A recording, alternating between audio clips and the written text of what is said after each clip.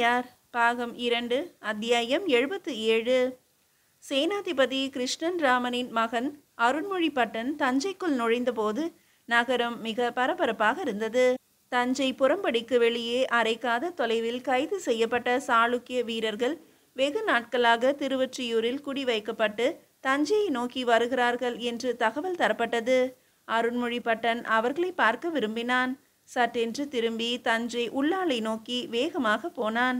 அவனை தொடர்ந்து அவனது மேய்க்காவல் படையும் போயிற்று.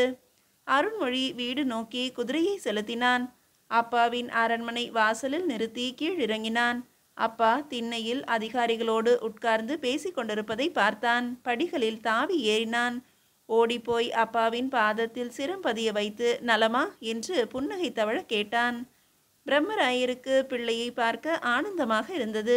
மெய்காவலரில் ஒருவன் மிக பெரிய மரப்பெட்டியை கொண்டு வர அந்த மரப்பெட்டியை வாங்கி திண்ணையில் வைத்து திறந்து அதிலிருந்து உள்ளங்கை அளவிற்கு ஒரு சாலக்கிரமம் எடுத்து அப்பாவிடம் நீட்டினான். அந்த கருப்பு சாலக்கிரமம் ஒரு மாம்பழம் அளவிற்கு பெரியதாக இருந்தது. நல்ல கனமாகவும் இருந்தது. சாலக்கிரமம் முழுவதும் தங்கத் துகள்கள் மினுமினுத்தன. வெள்ளையாய் ஒரு ஒற்றை கோடு பூநூல் போல குறுக்கே போயிருந்தது. பிரம்மராயர் அந்த சாலக்கிரமத்தை வியப்போடு பார்த்து கண்களில் ஒற்றிக்கொண்டார். அபூர்வம் அபூர்வம் என்றார். அதனால்தான் அப்பா உங்களுக்காக எடுத்து வந்தேன். எங்கே கிடைத்தது? சேர தேசத்தில் நாம் படையெடுத்த போது நம்பூதிரியின் வீட்டிலிருந்து அப்புறப்படுத்தப்பட்டது. பூஜையற்று இருந்தது. இது தெரிந்தவுடன் நான் போய் கையகப்படுத்தி கொண்டு வந்தேன். தினமும் காலையில் நான் பூஜை செய்து வந்தேன். இனி இதை பூஜிப்பது உங்கள் பொறுப்பு. பிரம்மராயர் எழுந்து கண்ணில் ஒற்றிக்கொண்டு உள்ளே திரும்பி குரல் கொடுத்தார். அவர் மனைவி வெளியே வர அப்பாவையும் அம்மாவையும் நிற்க வைத்து அதிகாரிகள் முன்னிலையிலேயே அருண்மொழிபட்டன் விழுந்து வணங்கினார். பிறகு அவர்கள் மூவரும் வீட்டிற்குள் போனார்கள். நேரே பூஜை அறையை அடைந்து அங்குள்ள ஜன்னல்களை அம்மா திறக்க அருண்மொழிபட்டனின் அப்பாவான பிரம்மராயர் அதை ஒரு மரப்பீடத்தின் மீது வைத்தார். கூடையில் உள்ள துளசிகளை எடுத்து அதன் மீது போட்டார். கை கூப்பி வணங்கி பிறகு திரும்பி மகனை பார்த்து இறுக தழுவிக்கொண்டார். பிள்ளையும் அப்பாவை இறுக தழுவிக்கொண்டதை பார்த்து அம்மா சந்தோஷப்பட்டாள். எப்படி அப்பா இருக்கிறது தஞ்சை? வரும்போது நீ பார்க்கவில்லையா? பார்த்தேன். மிக கொதிப்பாக இருக்கிறதே. ஆமாம், இப்பொழுதே கொதிக்க ஆரம்பித்து விட்டது. இனி 16,000 பேர் உள்ளே வந்தால் என்ன ஆகும் என்று எனக்கு தெரியவில்லை. இதை கேள்விப்பட்டுதானப்பா நான் இங்கு வந்து விட்டேன். நீ வந்த வரையில் நல்லது. எனக்கு ஏதேனும் உத்தரவுகள் இருக்கின்றதா தந்தையே? இருக்கிறது அருண்மொழி. முதலில் ராஜேந்திரன் இங்கு வரப்போகிறான். 16,000 வீரர்கள் உள்ளே வரும்போது அவர்கள் வெளியேறாமல் தடுப்பதற்குத்தான் முதலில் நாம் ஏற்பாடுகள் செய்தாக வேண்டும். தஞ்சையின் எல்லைகளை முதலில் சுற்றிப்பார். யார் எங்கு இருக்கிறார்கள் என்பதை புரிந்துகொள். எந்த இடத்தில் யார் முறை மாற்றிக்கொள்கிறார்கள் என்கிற விஷயத்தையும் மனதில் பதியவை. 16,000 வீரர்கள் தங்க வைக்கப்படும் அந்த இடத்தையும் மேற்பார்வையிடு. அவர்களுக்கு வசதி இருக்கிறதா என்று பார். இல்லையெனில் கூடுதலாக செய்து கொடு. கலவரத்தை எதிர்பார்க்கிறீர்களா தந்தையே? தோற்று போனவர்கள் நொந்து போனவர்கள் உள்ளே நுழைந்து தஞ்சையின் வளத்தை பார்த்தவுடன் கலவரம் அடையலாம். ஆரம்பத்தில் பிரச்சனைகள் நிச்சயம் இருக்கும். மெல்ல மெல்ல நாம் உபசரிப்பதில் இந்த வேலையின் உயர்வு தெரிந்த பின் அவர்கள் அமைதியாக கூடும். எல்லாம் சரியாக இருக்கிறது என்று நிம்மதியடையாமல் ஒரு யுத்த காலத்தில் இருப்பது போன்ற பரபரப்பிலும் கண்காணிப்பிலும் நாம் இருக்க வேண்டும். உடனே கிளம்புகிறேன் தந்தையே. அவன் மறுபடியும் வாயில் நோக்கி போக முயற்சிக்க, வந்த பிள்ளை ஒன்றும் சாப்பிடாமல் ஓடுகிறதே, இது என்ன? வீட்டிற்கு வந்தால் ஓய்வெடுத்து கொண்டுதானே வேலைக்கு போவார்கள்? மனைவி வேகமாக பேசினாள். இல்லை இல்லை, அவனை தடுக்காதே. ஏதேனும் கொடுக்க விரும்பினால் உடனே கொடு என்று பிரம்மராயர் கூறினார். அம்மா, மோர் சாதம் கரைத்து கொடுங்கள், போதும். பிரம்மராயரின் மனைவிக்கு அந்த வீட்டு ஆண்களின் வேகமும் பொறுப்பும் தெரியும். எனவே எந்த பதிலும் பேசாமல் ஒரு கற்சட்டியில் சாதம் போட்டு மோர் ஊற்றி அழுத்தி பிசைந்து மிளகு பொடி தூவி நசுக்கிய இஞ்சி துகளை மேலே தூவி பிரட்டி அவன் கையில் போட அவன் வாங்கி உண்டான். 5 கைகள் மோர் சாதம் சாப்பிட்ட பிறகு சின்னதாக ஏப்பம் வந்தது. அம்மா நீர் சொம்பு எடுத்து வந்தாள். அவனை கற்சட்டியில் கை நீட்ட சொல்லி கை கழுவினாள். பிறகு அருண்மொழி எழுந்து உடம்பெல்லாம் ஈரத்துண்டால் துடைத்து தலைவாரி நெற்றிக்கு இட்டு வாசனை சந்தனத்தையும் புனுகையும் கலந்து பூசி தயாராக இருந்தான். உடைகளையும் மாற்றிக்கொள் என்று பிரம்மராயர் கட்டளையிட மரத்தட்டில் அடுக்கி வைக்கப்பட்டிருந்த புதிய வேட்டியை எடுத்து இடுப்பில் சுற்றி கொண்டு பஞ்சகச்சமாக கட்டி மேலே புதிய துண்டை சுற்றி கட்டி கொண்டான். அதன் மீது உடைவாள் கோர்த்த தற்பை கயிற்றை கட்டி கொண்டான். மேலே அங்கவஸ்திரம் போட்டுக்கொண்டான். நிலை கண்ணாடி முன்பு நின்று பார்த்து பிறகு பின்கட்டிலிருந்து கூடத்துக்கு வந்து கூடத்திலிருந்து வெளியே ரேழிக்கு வந்து ரேழியிலிருந்து திண்ணைக்கு வந்து நின்று கொண்டான். பளிச்சென்று முகம் மாறி அழகாக இருக்கின்ற தலைவரை பார்த்து மெய்க்காவல் படை சிரித்தது. அடடா என்று வியந்தது. நீங்கள் உடை மாற்றிக்கொள்ளவில்லையா என்று அருண்மொழி கேட்க, மெல்ல மாற்றிக்கொள்ளலாம், இப்பொழுது நாம் எங்கு போகிறோம் என்று வயதானவன் கேட்டான். மூவருமே எனக்கு துணை வர வேண்டிய அவசியமில்லை, இது தஞ்சை தானே, யாரேனும் ஒருவர் வந்தால் போதும், மற்ற இருவரும் நமது வீட்டில் ஓய்வெடுத்து கொள்ளுங்கள், அம்மாவிடம் கேட்டு புதிய துணிகள் வாங்கிக் கொள்ளுங்கள் என்று பின்னால் திரும்ப அம்மா அருகிலேயே நின்றிருந்தார். மெய்க்காவலர் மூவரில் வயதான கிழவனை அவன் தேர்ந்தெடுத்து கொண்டான். நீர் மட்டும் என்னோடு வாரும், ஏனெனில் நாம் போகும் விஷயம் முக்கியமானது. மற்ற இருவரும் குளித்து உடை மாற்றி ஓய்வெடுத்து கொண்டிருக்கட்டும், நாம் மறுபடியும் இங்குதான் வருவோம், சில நாட்கள் இங்குதான் தங்குவோம் என்று அவர்களிடம் சொன்னான். வயசாளி குதிரையின் மீது தாவி ஏற அவர்கள் இருவரும் பிரம்மராயரிடம் விடைபெற்று கொண்டு மெல்ல தெற்கு நோக்கி போனார்கள். அரண்மனையிலிருந்து ஒரு சின்ன விரட்டலில் கோவிலுக்கு வந்தார்கள். சவுக்கு கட்டை தடுப்பு போடப்பட்டு மூங்கில் கதவுகள் அமைத்து கோயில் கட்டப்படும் இடத்தை பாதுகாப்பாக வைத்திருந்தார்கள். மூங்கில் கதவுகள் அருண்மொழி பட்டனை பார்த்ததும் திறந்தன. எக்காலம் ஊத ஒரு வீரன் முற்பட்ட போது சட்டென்று அருண்மொழி பட்டன் கையசைத்து தடுத்தான். பிறகு அந்த பெரிய திடலுக்குள் நுழைந்தான். கோவில் கட்டப்பட இருக்கும் திடலின் 4 மூலையிலும் கொட்டகை போடப்பட்டு அங்கு யானைகள் நிற்க வைக்கப்பட்டிருந்தன. உள்ளுக்குள்ளே 4 யானைகள் நிற்க இன்னும் 4 யானைகள் கோவிலுக்கான எல்லையில் நடந்து கொண்டிருந்தன. இது ஒரு வழக்கம், பெரிய யானையை நடக்க விட்டு எல்லையை உறுதி செய்வது.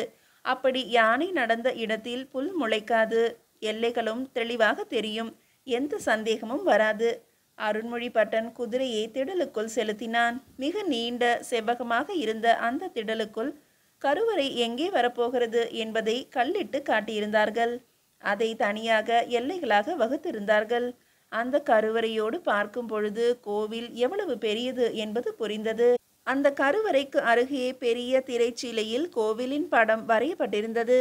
குதிரையை வேகமாக அங்கு செலுத்த காவலாளியும் குதிரையை வேகமாக செலுத்தி கொண்டு வந்தான். இருவரும் கீழிறங்கி அந்த கருவறைக்கு முன்பு நின்று கை கூப்பினார்கள். திரும்ப திரைச்சீலைக்கு வணக்கம் சொன்னார்கள். அருகே போய் பார்த்து வியந்து நின்றார்கள். அந்த கோவிலுக்கு கீழே மனித உருவமும் யானை உருவமும் வரையப்பட்டிருந்தன. ஒன்றன் மீது ஒன்று அடுக்கினால் 12 யானை உயரம் வரும் போல தெரிந்தது. இவ்வளவு உயரமாக ஒரு கோவில் கட்ட முடியுமா என்று சந்தேகம் வந்தது. கல் எப்படி மேலே போகும்? கீழே கல், மேலே சுதையாக இருக்குமா? சிறிய செங்கலாக இருக்குமா? அல்லது சின்னஞ்சிறிய கற்களை மேலே கயிறு கட்டி அனுப்புவார்களா? நந்தியின் எடை குறிப்பிடப்பட்டிருந்தது. கிட்டத்தட்ட ஒரு குட்டி யானையின் எடையாக அந்த நந்தி இருந்தது. ஆக ஒரே கல்லாய் இவ்வளவு பெரிய நந்தி போக வேண்டுமெனில் விமானத்தின் வலிவு எவ்வளவு பலமாக இருக்க வேண்டும்? செங்கல்லால் கோவில் கட்டினால் அங்கே கருங்கல்லால் நந்தி வைக்க முடியாது. ஒன்றல்ல இரண்டல்ல 8 நந்திகள் அங்கு உட்கார வேண்டும் என்றால் அதன் தளம் எவ்வளவு பலமாக இருக்க வேண்டும்? ஒன்றும் புரியாமல் அருண்மொழி பட்டன் திகைத்தான். திரும்பி கிழவரை பார்த்தான். அவரும் அவனையே பார்த்து கொண்டிருந்தார். இது சாத்தியமா அருண்மொழி பட்டரே? இது நல்ல விதமாக முடியுமா? எனக்கு கவலையாக இருக்கிறது என்று அடிக்குரலில் கேட்டார்.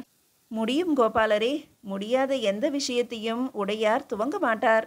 ஆம் அருண்மொழி பட்டரே, இது நம்முடைய வேலை இல்லை. இப்போதைக்கு இதில் மனதை செலுத்தி திகைப்புறாமல் காவலை பற்றிய யோசனையை நாம் செய்வோம். கிழக்கே பலமாக இருக்கிறது, தெற்கே காவலே இல்லை.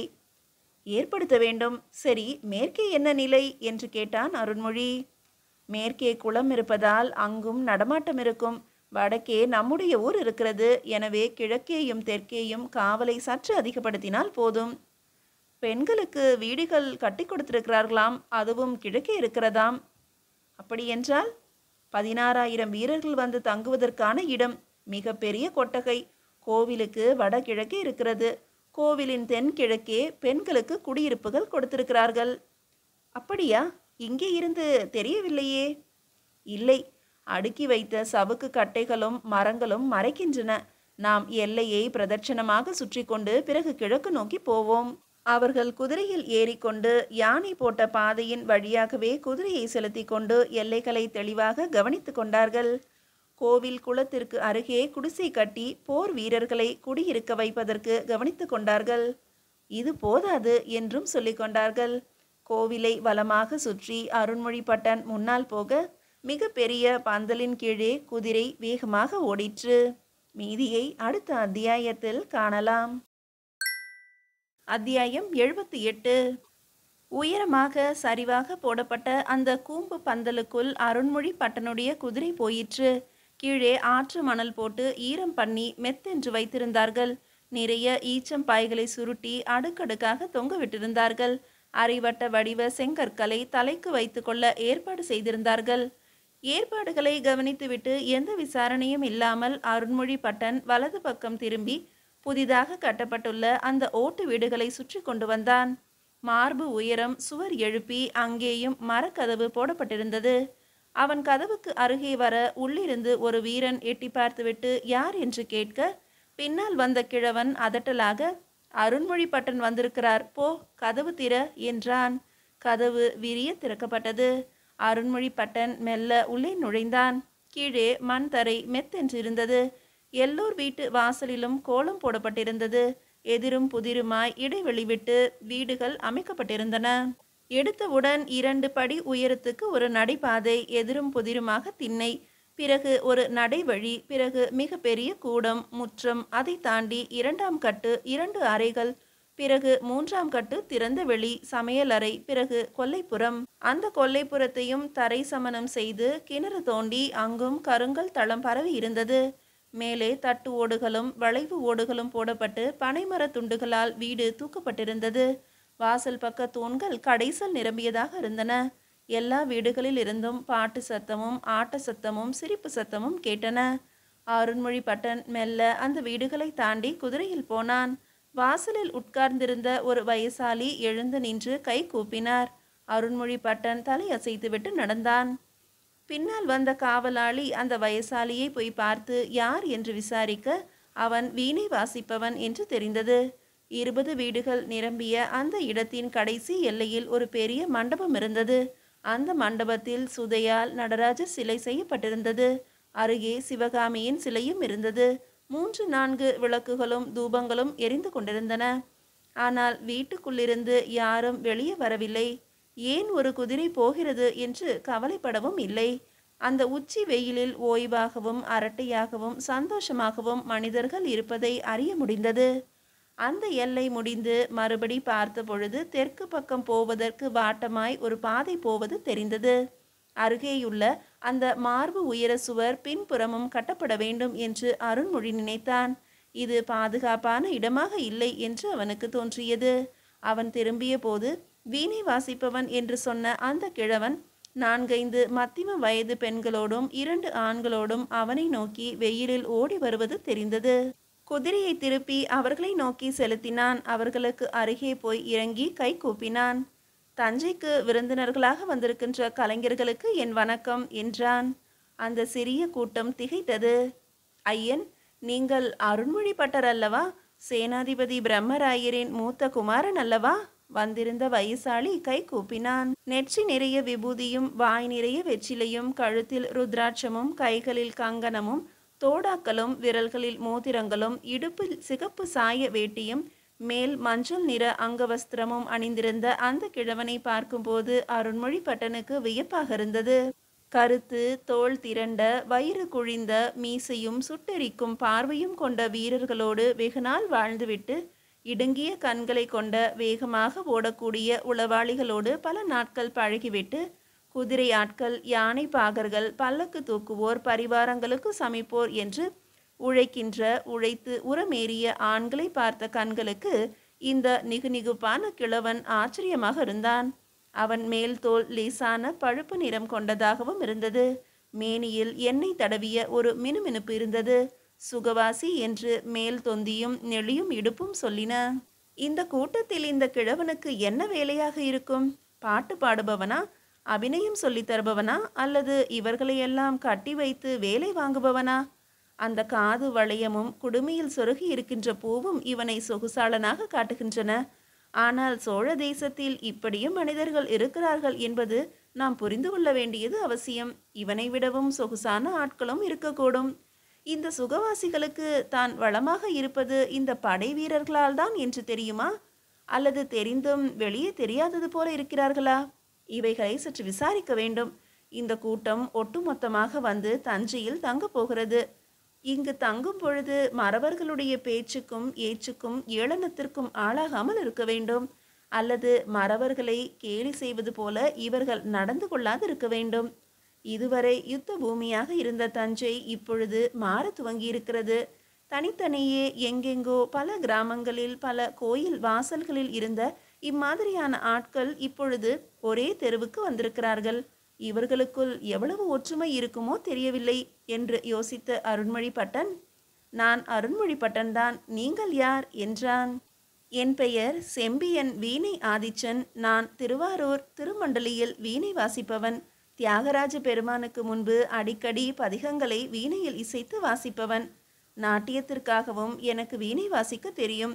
மிக குறிப்பாக என் பெயர் சொல்லி உடையார் ஸ்ரீ ராஜராஜ தேவர் என்னை இங்கு வரவழைத்திருக்கிறார்.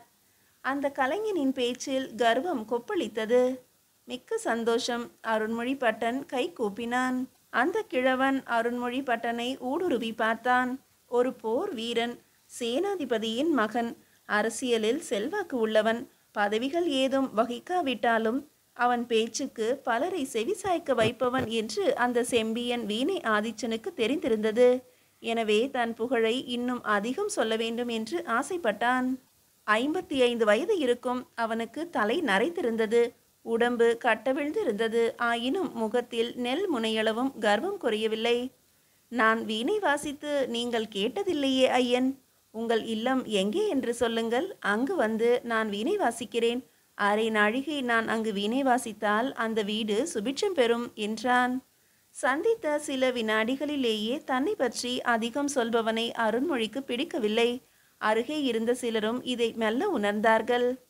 ஐயனுக்கு 1000 வேலை. உன் வீணையை உட்கார்ந்து கேட்க நேரம் எங்கே இருக்கிறது? அவர்கள் அரசியலில் முக்கிய பங்கு வகிப்பவர்கள், இடதும் வலதுமாக அலைந்து கொண்டிருப்பவர்கள் என்று ஒரு கிழவி சொன்னாள். இவளும் பார்ப்பதற்கு வித்தியாசமாகவே இருந்தாள். காதுகளில் தங்க ஓலை, வயதானாலும் தலையில் சந்திரபிரபை சூரிய பிரபை இருந்தது. மூக்கில் பேசரி, 2 பக்கமும் மூக்குத்தி, கழுத்தில் காரை என்கிற அட்டிகை, அதற்கு கீழே கனமான தங்க சங்கிலி, கைகளில் வளையல்கள், விரல்களில் மோதிரங்கள். அவள் மேல் சேலையை இழுத்து சொருகி இருந்த விதம் அவள் ஒரு காலகட்டத்தில் பேரழகியாக கட்டுடல் கொண்டவளாக பல காளையர்களின் உள்ளங்களை கவர்ந்து இழுத்து தன் வசப்படுத்துகிறவளாக இருந்திருப்பாள் என்பதை காட்டியது. நாட்டியம் ஆடுபவள் என்று ஒரு ஒயில் சொல்லியது. நீங்கள் சொல்வது உண்மை அம்மணி. நாலாபுறமும் எதிரிகள் இருக்கின்ற தேசம் இது. இங்கே ஒரு போர் வீரன் ஓய்ந்து உட்கார்ந்திருக்க முடியாது. வீணையெல்லாம் பொதுமக்கள் கேட்பதற்காக, நாட்டியங்கள் பொதுமக்கள் பார்ப்பதற்காக. என்னை போன்றவர்களுக்கு இடையராத வேலை. எப்பொழுதும் அலைச்சல்தான். இப்பொழுதும் கூட உங்கள் இடத்தினுடைய கட்டுக்காவல் பற்றி நான் அதிகம் யோசித்துதான் இங்கு வந்திருக்கிறேன். எல்லாம் சௌகரியமாக இருக்கிறதா? ஏதேனும் வசதிகள் வேண்டுமா? உடையார் ஸ்ரீ ராஜராஜ தேவரிடம் ஏதேனும் சொல்ல வேண்டியது உண்டா? அவர்கள் மௌனமாக இருந்தார்கள். அந்த மௌனம் அவர்களுக்கு குறைகள் இருக்கிறது என்பதை காட்டியது. என்ன, ஏன் மௌனமாக இருக்கிறீர்கள்? ஏதேனும் பிரச்சனைகள் இருக்கின்றனவா? பெரிய பிரச்சனை ஒன்றும் இல்லை ஐயன். 4 பேர் இருக்க வேண்டிய வீட்டில் 17 பேர் இருக்கிறோம். நாளை இன்னும் 40 பேர் இந்த பகுதிக்கு வருகிறார்கள். அவர்களை எங்கே தங்க வைப்பது என்று தெரியவில்லை. எங்கே குளிப்பார்கள், எங்கே உடை மாற்றுவார்கள், எங்கே உட்கார்ந்து உணவு உண்ணுவார்கள், எங்கே தூங்குவார்கள் என்று எதுவும் புரியவில்லை. ஆண்களாகிய நாங்கள் தெருவிலே மரப்பலகை அல்லது கட்டில் போட்டு படுத்துக் கொள்கிறோம். பெண்கள் எங்கே படுப்பார்கள்?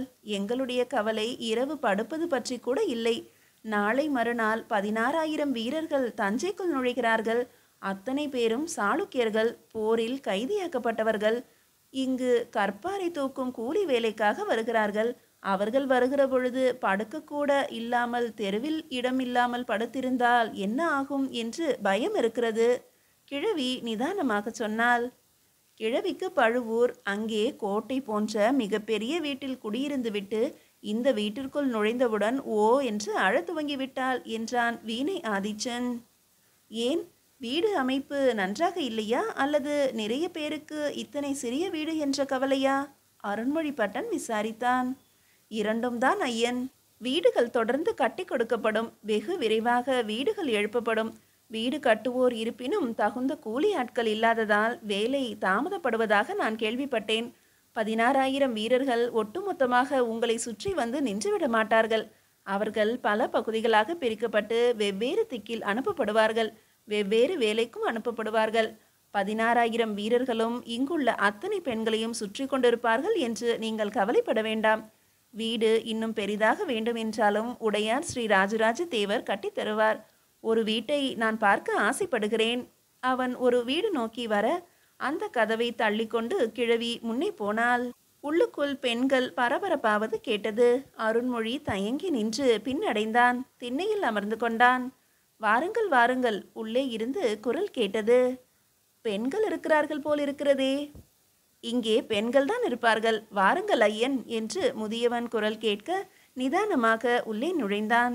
நுழையும் போதே மேல் வேட்டியை உதறி மொத்தமாக போர்த்தி கொண்டான். அவன் நுழைய பெண்கள் மடமடவென்று 3 வரிசையாக ஆனார்கள். சட்டென்று கை கூப்பி காலை தரையில் உதைத்து தா தை என்று நடனமிட்டார்கள். கைகளை அசைத்தார்கள், கழுத்தை வெட்டினார்கள், கண்களை சுழற்றினார்கள். 2 அடி முன்னே வந்து தரையை தொட்டு நெற்றியில் தேய்த்து கொண்டார்கள். இது நடன மாதர்களின் வணக்க முறை. அரச குடும்பத்தினர்களுக்கு அவர்கள் செய்யும் மரியாதை. கை கூப்பி அந்த மரியாதைகளை அருண்மொழி ஏற்றுக்கொண்டான். அறைகளை பார்த்தான், மேல் கூரையை பார்த்தான், தரையை பார்த்தான். இனி யார் வந்தாலும் சரி, கால் உதைத்து தரை தொடுகின்ற வணக்கம் கிடையாது. வெறுமே கை கூப்பி மட்டுமே இருந்து விட வேண்டும். ஒரு பெண் உரக்க சொன்னாள்.